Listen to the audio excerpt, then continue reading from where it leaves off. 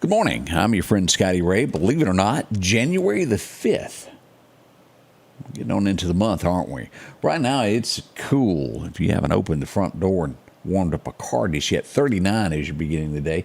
We'll just about double that. We'll get to 62 today for a high. Not quite doubling, but we'll get into the 60s. Warmer weather, but each night we'll have a little chilly weather. And I think it'll be 36 tonight. We'll get into your forecast coming up this morning to let you know exactly what to expect, but carry a jacket with you early. Got my heat on. I'm enjoying it. A couple of cups of coffee, and here we go. Well, we've got a lot to talk about. What's happened over the state of Mississippi in the last few days. Will somebody else run for governor? There's talk that Taterbug may have a person or two running against him. We'll see what becomes of that. Right now, let's head out to Collinsville. Each day we start the morning show with a good message, and today it's about the message. Brother JJ jumps in this morning and helps us out with a message. Let's hear what he's got to say from Collinsville. Have you ever asked a question, but the answer you got was not what you wanted? That has happened a time or two to me, and it isn't always fun. There are many people that are like that with Jesus. Perhaps they want some of the things that Jesus can give them: eternal life, a sense of religion, something good to feel about. But they do not really want Jesus because of the call of them to lay down their lives to follow him. They want the product, but they don't want to go through the process of being a disciple. That's partly why Jesus spoke in parables in his teaching. As you've heard Pastor Ben say, a parable is an earthly story that teaches a spiritual or heavenly meaning. Jesus knew many in the crowds he taught had repeatedly hardened their hearts to his message. Some were intrigued by Jesus, but some also hated the message he spoke. In this season of life, where do you stand with Jesus? Are you one who enjoys being around Jesus, but you really don't want to submit fully to his leading? Do you even despise Jesus? Or are you living in a way where you're picking up your cross daily and following Jesus, denying yourself? The greatest thing you could ever do is know Jesus. Put your faith in him and let him change your life. Because remember, change begins in you. The Change Begins in You is brought to you in part by Piggly Wiggly of Collinsville, Patrick Allen Companies, Mitchell Tire and Wrecker in Collinsville, and Mowdy Cabinetry. See, Arlene Chu is up this morning. Good to see you there. Mike Moore is up. Also, Joyce Snowden Godwin. We hadn't seen you in a while. I hope everything's going good. You had a great Christmas.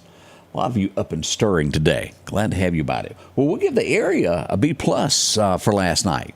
No major incidents that I'm aware of as daylight is breaking. Still young. That could change, but overall, no major issues in the nighttime hours, which is good. We did start this out yesterday morning. If you missed it during the morning show, there was an incident out on I-20 where we normally have those wrecks. You get anything slick, somebody loses control. And yesterday, no different there as we go back and take a look at the picture of the rig that wrecked there. This is the I-59 split coming into Marion.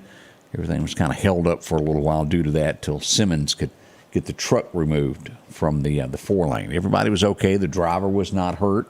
That ended up okay. If you heard some sirens last night or some blue lights in the town of Marion, what was going on? And this is an all too common thing that happens. Someone forgets. Maybe they take the gas cap and wedge in between there when they're pumping gas, and it's an overfill. Fuel goes all over the ground. It happened again in Marion there at the Cefco, as they had to go clean up a overnight spill there late in the evening as that happens.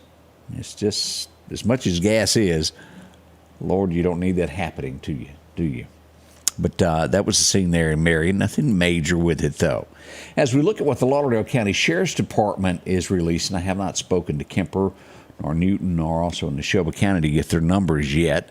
But as we look at what's been going on in Lauderdale County, as we look at this ran from December the 16th through January the 1st, as they did the traffic stops there, the Sobriety Series Blitz. DUIs, 37 DUIs were taken off the street. Seatbelt violations is a common thing. Americans, it's just tough to remember to buckle that.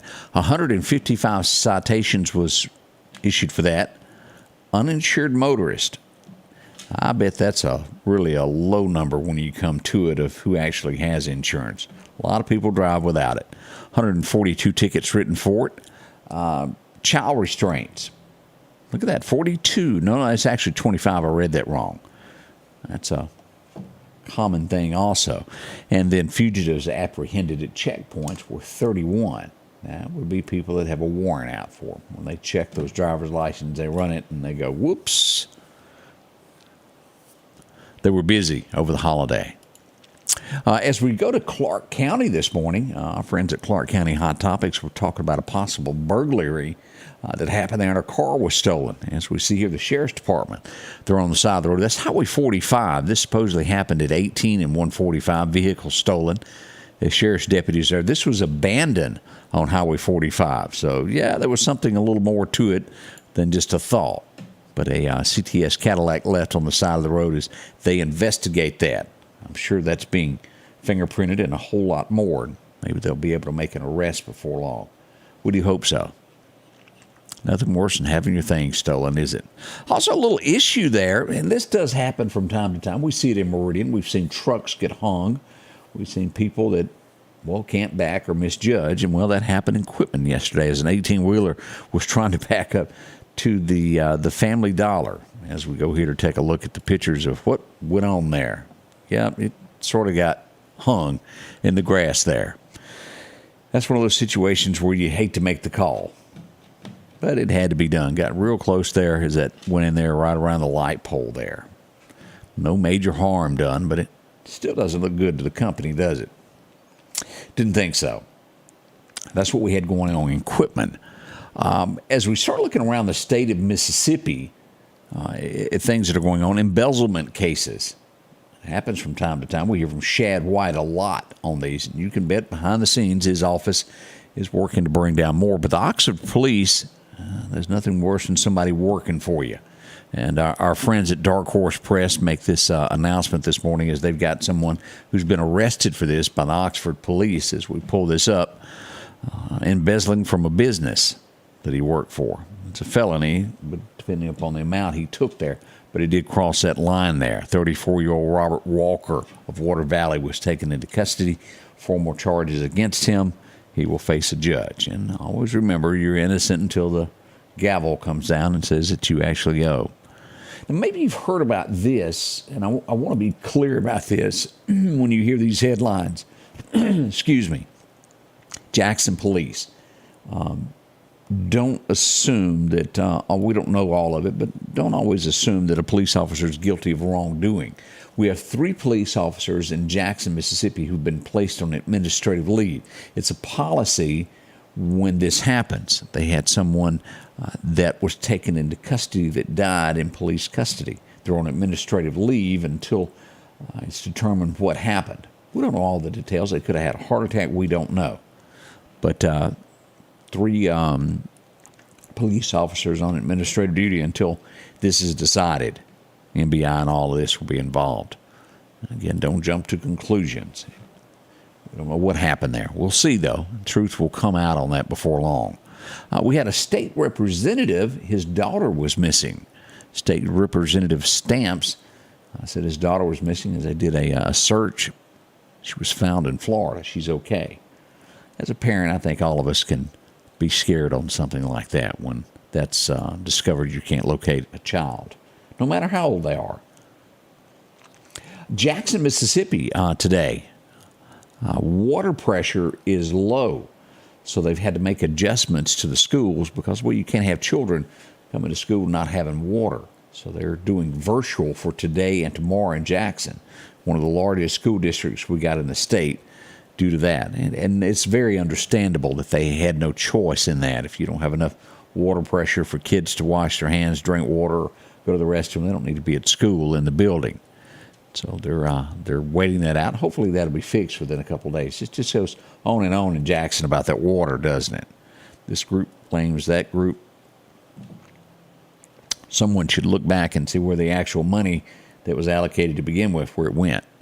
We'll see. We talk about Brookhaven a lot. A lot goes on in Brookhaven. That's due south of here. South of Jackson on 55 is where you'll find that. If you're taking 55 toward Louisiana, toward New Orleans, in that area, you'll bump into Brookhaven. They got a big Sam's Walmart distribution center there. But crime continually seems to grow in Brookhaven. In 1 week, they've had 5 teens shot. That's a lot. Now, that's different shootings, but 5 teens shot. The police department has got their hands busy, and I think they were even trying to put in place of having a curfew for your children and knowing where they were at night. I think it's a great idea. I think each town should do that. As we look at now, even here, if you'll look at this, it's young folks that are involved in a lot of these, from those mid-20s down to 14 and 15. Since we're talking about Brookhaven, we'll go ahead and bring up this next one. Police had a car that was pulled over, and they were hauling it off with a wrecker. Well, they've made more arrests as 2 females. And this was right at Christmas that they did this. 2 females were seen jumping in the car trying to take guns and evidence from the cars. They were being hauled away. They're being charged for doing that also. Didn't work out too well for them. Bill Waller, who is a former Chief Justice, Supreme Court in the state of Mississippi, is considering a run for governor. His dad, years ago, was a governor of Mississippi. Will he run? He's leaning towards it. Do you think he's got a shot against Tate, or does Tate have it? A lot of folks still say Shad White should be that man, or maybe it should be a few others that show a strong stance of don't cross that line. This is not over. There's going to be more. We got, 3 weeks left for people to qualify to run. We'll see what becomes of it, but there's going to be a challenger before it's all said and done. This is big as we look at $1 billion coming up, that next drawing for the lottery. But last week, a ticket was sold in the Jackson, Mississippi area. Byram. It's worth $4 million. And to my knowledge, it hasn't been claimed yet. That's pretty good, isn't it? $4 million. Byram, Mississippi is where that ticket was sold. So if you were passing through and you bought one, check your wallet, pull it back out. Now, I've never bought a whole lot of them, but from time to time, when it gets big, I'll go buy $3, $4, $5 worth, and I'm real bad about putting it in the console and even forgetting when the drawing is. And that could be it. You know how you clean out your cup holder and really don't look at what's in there? Wouldn't you hate for that to happen to somebody? We look at Wilkinson County, Mississippi. This is all. Did anybody ever watch that movie, The Mothman Prophecies? You know, the whole movie at the end of it was about a bridge collapsing, was the moral to the story and going down. Well, it happened in Wilkinson County. There was a truck driver on the bridge when it collapsed. Now, he wasn't hurt, but it did fall in right into the water. Thank heavens on that. That would really get me in a tizzy. I'm not sure that I could ever cross a bridge after that. That might just end it for me. My fear of bridges to begin with, when they're high, I always just got that little eerie feeling that something's not stable. That would probably do it for me. I'd have to find a new way of travel. We go to Carroll County, Mississippi. A 21-year-old has been arrested. The charge is statutory rape. It's the best I know to say about that. A lot of times we hear stories and people are accused of things, and then, well, you never hear of anything else about it. It just kind of goes away. Maybe they're proven innocent, and no one looks it up or knows about it. They've been cleared of it unless somebody goes, hey, I'm innocent. Well, we see this. Do you remember the state trooper that was accused of it was a misdemeanor is what it was when it come to domestic violence? Charges were brought against him in Tuscaloosa, Alabama. They have been dropped. He's back at work now at the Mississippi Highway Patrol in the Lowndes County area. That would be Trooper Stephen Jones. He's cleared of all charges are dropped against him. I don't know the actual details of who, what, why, but it's good that they were dropped. He's back at work.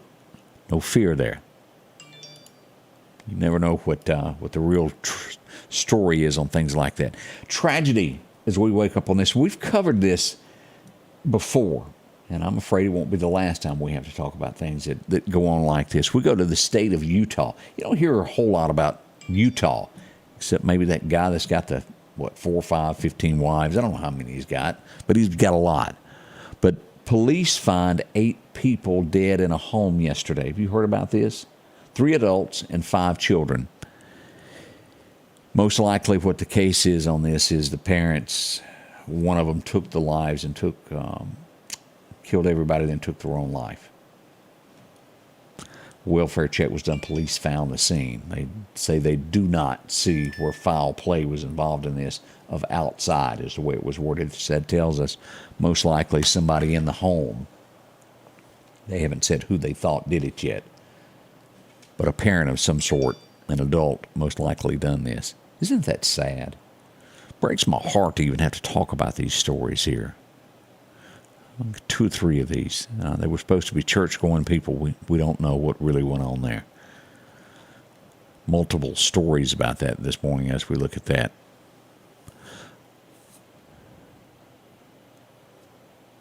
As we look around, let me see what else we've got going on. We talked about this yesterday morning. California, there was a storm system off the coast there getting ready to slam in with a lot of water and rain. Right now, it's 170,000 people in California without power because that high winds came in.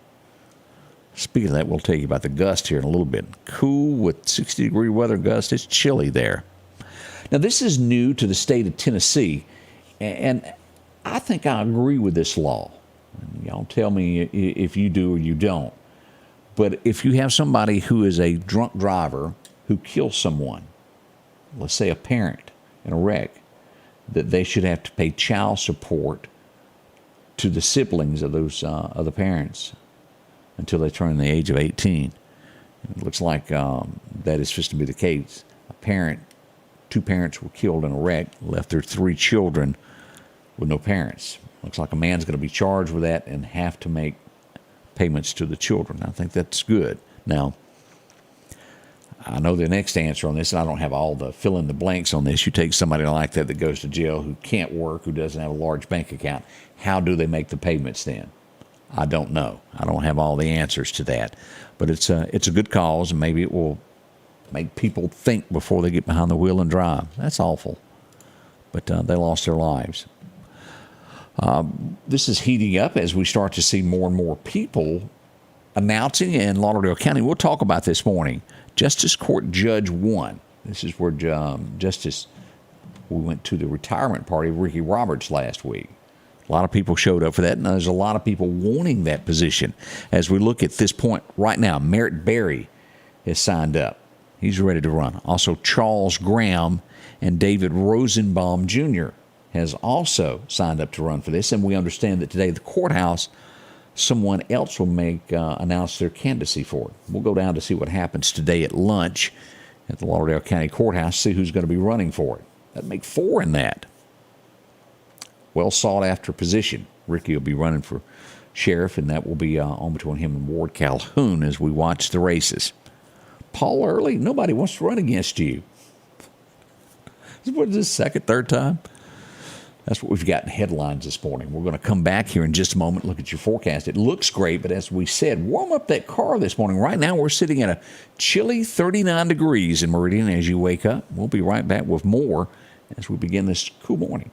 The Precast Group, offering you the best selection when it comes to a storm shelter. Located on 145 South in Meridian, where they offer above-ground shelters that can be installed in your home as you're built-in, are conveniently located right outside your home if it's already built. They also offer storm shelters that can be installed in a slight bank or on flat ground. Protect your family today with a very affordable storm shelter from the Precast Group. Highway 145 South, 601-482-0003. The Precast Group. Sanders Gas, Sanders Air and Heat is your full-service propane supplier since 1946. We take pride in ensuring reliable, friendly service to our customers. We also provide safety tune-ups related to propane, air conditioning, and heating systems, keeping our community efficient and safe. I'm Chuck Sanders, and yes, we're local. Here we go, off this morning. Let's first take a look at radar of what we got going on. I didn't pull that up, did I? Let's back out of that before we get into the who's and what's there. As we go across, let's go back over here and grab radar to show you what's going on across the great state of Mississippi. As we pull it up this morning, from reading Honda radar, we got a little bit of fog, and I want y'all to keep this in mind. Fog is sometimes dangerous as we go to southwestern Lauderdale County into the Stonewall Enterprise area. So if you've got to travel this morning, this is the area of concern. Leave a little bit earlier, drive slower, make sure you get there. As we back out, we do have this in Philadelphia as we look at this as a flood warning there. That's going to be right there north of Philadelphia as we watch that. Out to our west, a little bit of fog there now around New Iberia, Louisiana. And out to the east, a lot there in Georgia. Waycross, Georgia. Kind of hard to see your hand this morning. It's northern Florida has a little bit. A glance at radar of what we got going on in the local areas there. Biggest concern, fog. That's not bad at all. Your forecast is brought to you by EMEPA, your Touchstone Energy Cooperative. As we go back for those record highs, record lows, it was 1974. Well, it was actually 1950 that it was 74. Got twisted there, didn't I? 1950 was a warm day, 74 back in 1999, which really was not that long ago. Okay, it was. It just doesn't seem it. It just seems like we were downtown Meridian that night getting ready for the Y2K moment, and that was some 24 years ago. Holy smokes. Boy, that'll make you feel old, won't it? I just really didn't think about that until then. Sunshine today is what we're looking at. 62 in Meridian as we go northward through Philadelphia up 19. 61 to the south, we'll see 63 in Laurel. Hattiesburg, 64 at Columbus Air Force Base. We're looking at 64 high today. Right around Mississippi State, we should see 59 over at the Big River Bridge. In Vicksburg, 62. As we cut east to Alabama, over at Roll Tide, it'll be 61 today. Cooler in Birmingham at 59. Montgomery should see 62, and we should see about 61 there at Livingston University over there. As we look across, this is what we've got shaking today as we see that warm weather is here to stay, this 60-degree weather. There's no mention of anything cold for quite some time. This is really starting not to feel like January, is it? It's not. Let's look for our 7-day forecast brought to you by our friends at Wilson Solid Outdoor Power. As we said, 62 today, but look at tonight. You're going to need to fire up the heater again from Chuck. Back up to that gas log, 36 tonight as we move into end of week tomorrow at 61. But great, no rain chances, just nighttime lows in the 30s, about 39 tomorrow night. As we move into the weekend, Saturday, you might even want to wash your car. 67 for a high. Mostly sunny throughout the day. Nighttime low of about 48. Back to work on Monday, and we start seeing a chance of rain there on Sunday afternoon at about 40%. Slight chance on Monday, not much to it there, and we're back into that 60-degree weather. Let's go right ahead for another week into January and see if anything cooler is on the way, and it's not. Look at this. We have one day that's going to hit 54, 57 there on the 13th and 14th. But otherwise, we're looking at 60s and nearly 70-degree weather from the 16th mid-month to the end of that week at 67. Rain chances a lot in there, but nothing that would warrant us being worried of we got to get some more firewood cut. Again, I've said it before, we don't know what February and March is going to hold. We've seen some Marches that were cold, too. All right, let's check out that fishing forecast as we go over to Chet's Paint and Body today. Major time beginning about right now, right at 7 o'clock through 9 a.m. today. Perfect to go fishing. You'll have another chance this afternoon, a major time at 3 o'clock until 5 if you want to catch it. Now, keep in mind, it's going to be gusty today. If you're going to be fishing, west wind 5 to 10 steady, but that gust of about 20 miles an hour makes it kind of tough for those rod and reels. Got to work with the wind. What's going on in the deer hunting world today? We'll go out to Collinsville Meat to check on that. High noon is the time to be in the woods to deer hunt. Right around 12 o'clock, and that'll last until 2 is your prime time today. So check that out. Another major time will be later in the afternoon, right there at dark, 5:30. So something to think on as we get ready for deer season. Not a lot left, and I have yet to go this year. I've been wrapped up in other things that have not been able to slip off to the woods not once this year. Maybe I'll get better at it. Maybe we'll go before it's all said and done. I've had several invites. I need to take a little time and head out to that. We're coming up on 7 o'clock, about 5 minutes till. We've got Candace coming in just a little while as we get ready there. Donna, how are you? Winter will come back for a visit. It always does, and it feels like it outside. All the way from Water Valley this morning, Laura, how are you doing? Glad to see you up and at 'em there. Vicki Stewart joins us. Miss LaWanda, glad to see y'all over there. We'll be right back. What time? Yeah, 1 hour. Lost track there of what I was doing and where I was, but we'll get everything ready now behind the scenes for what's coming up at 8 o'clock. I hope you'll join us, and don't forget, we've got roughly a week left. We'll be changing the time to 7 a.m. on the morning show. backing it up 1 hour to 7 a.m. Join us. Be a part of what's going on in Meridian. Always let us know what you see. What you see helps others and their travels. Thanks so much. We'll be back shortly at the Scotty Ray Report. Join us. The Scotty Ray Report is brought to you by our following partners: